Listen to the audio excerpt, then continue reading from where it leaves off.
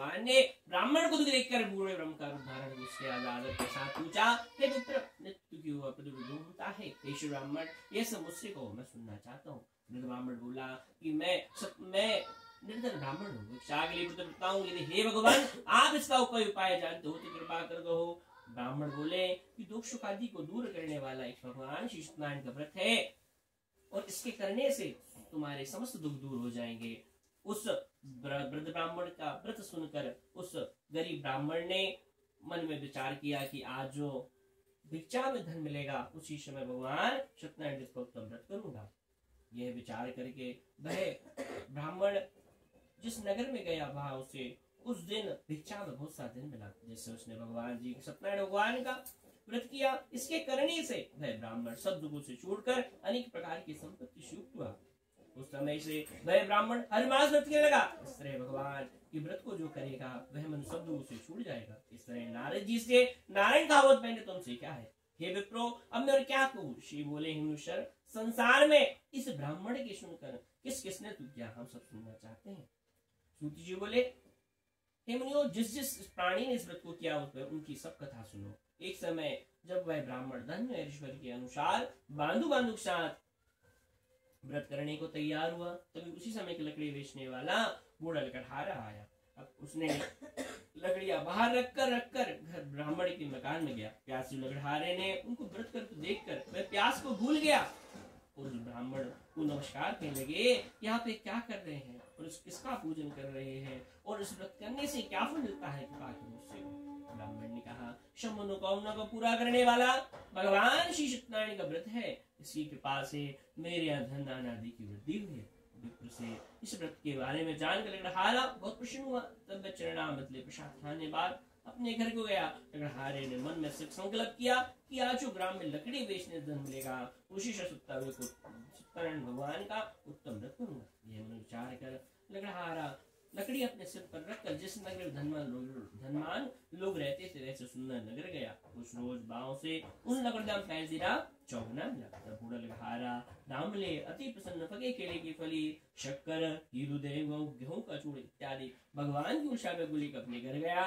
उसने सब भाई को बुलाकर विधि विधान से भगवान जी का व्रत किया और उस व्रत के प्रभाव से वह बूढ़ा लकड़हारा धन पुत्र आदि से युक्त हुआ। संसार के समस्त सुख भोग करते वैकुंठ धाम को चला गया। बोले श्री सत्यनारायण भगवान की जय। सूत जी बोले, हे शिष्यों, अब मैं एक और कथा कहता हूँ। पूर्व काल में उल्कामुख नाम का एक बुद्धिमान राजा था। वह सत्यवक्ता और जितेंद्रिय था। प्रतिदिन देवी स्थानों को जाता था, गरीबों को धन देकर उनके ग्रस्त पूरा था। उसकी पत्नी कमल के समान मुख वाली सती शादी भद्रशीला आदि के डेट पर उन दोनों ने सत्यनारायण भगवान का व्रत किया।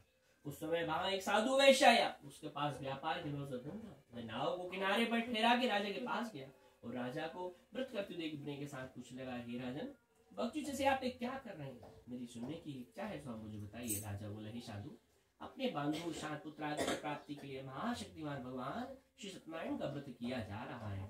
साधु बोला, हे राजन, मुझसे सब विधान को मैं भी आपकी कथा अनुसार करूंगा। मेरी भी कोई संतान नहीं है। राजा से सब विधान से व्यापार शुरू हुआ और आनंद के साथ अपने घर गया। साधु ने अपनी पत्नी से संतान देने वाले उस वक्त समाचार सुनाया और कहा कि जब मेरे संतान होगी तब मैं व्रत करूंगा। साधु ने ऐसे वचन अपनी स्त्री लीलावती से कहे। एक दिन उसकी स्त्री लीलावती पति की शांत आनंदित और शारीरिक धर्म से तत्पर होकर सत्यनारायण भगवान के पास गर्भवती हो गई। तो 10 महीने में उसके एक सुंदर कन्या का जन्म हुआ। दिनों दिन वह स्त्री बढ़ लगी जिससे शुक्ल पक्ष का चंद्रमा बढ़ता है। कन्या का नाम कलावती रखा गया। तब लीलावती ने मीठे शब्दों में अपने पति से कहा कि आपने जो संकल्प किया था कि मैं भगवान को व्रत करूंगा, अब आप उसे करिए। साधु बोला, हे प्रिय, मैं इसके विवाह पे करूंगा। इस प्रकार अपनी पत्नी को आश्वासन देकर वह नगर गया। कलावती पुत्र की वृद्धि को प्राप्त हो गई। साधु ने जब नगर में सखियों के साथ अपनी पुत्री को देखा, तुरंत दूध पिलाकर कहा कि पुत्री वास्ते सोयोग वर देख कर लाओ। साधु की आज्ञा पाकर दूध कंचन नगर पहुंचा।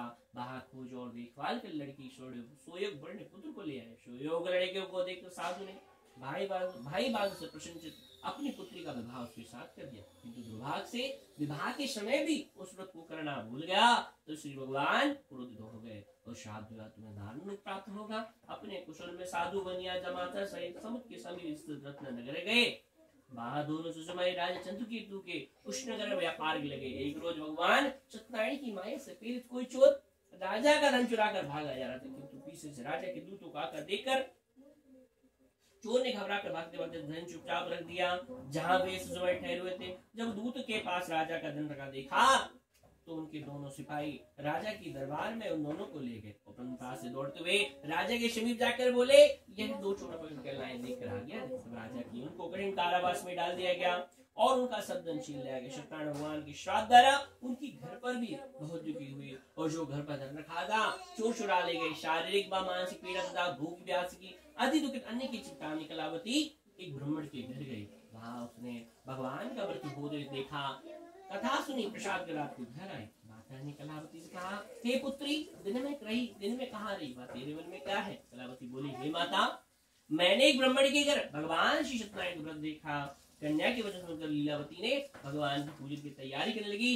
लीलावती ने परिवार और बांधु सत्यनारायण भगवान का पूजन किया और वर मांगा, मेरे पति धाम शीघ्र आवे। साथ ही प्रार्थना की, हम सबका अपराध क्षमा करो। सत्यनारायण भगवान इसमें संतुष्ट हो गए और राजा चंद्रकेतु को सपने में दर्शन देकर कहा, हे राजन, दोनों गंदी वैश्य को प्रातः ही छोड़ दो और जो धन तुमने ग्रहण किया है उसे दे दो, नहीं तो तेरा राजपुत्र आदि सब नष्ट होगा। ऐसे वचन कहकर भगवान अंतर्ध्यान हो गए। प्रातः काल राजा चंद्रकेतु ने क्षमा में अपना सपना सुनाया।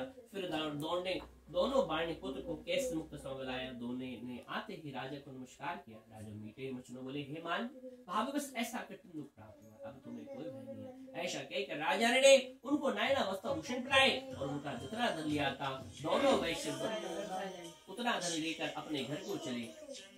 भगवान